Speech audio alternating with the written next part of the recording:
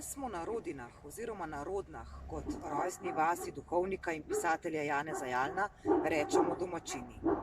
Jalan je za sebe večkrat dejal, da ima od zibkega groba samo en skok, pa se kaj dosti ni zmotil, saj njegova rojstna hiša tule v ozadju leži v neposredni bližini cerkve svetega Klemena. Leta 1163 se ta cerkev prvič omenja v pisnih virih. V zgodnjem srednjem veku je veljala za prafaro in hkrati za edino cerkev s pokopališčem za celo Zgornjo Gorenjsko. Na tem pokopališču je pisatelj Janez Jalan danes tudi pokopan. Rojstna hiša, ki je bila mežnarija, pa je bila po drugi vojni nacionalizirana in že Jalan je poskrbel, da jo je od tedanje države odkupil.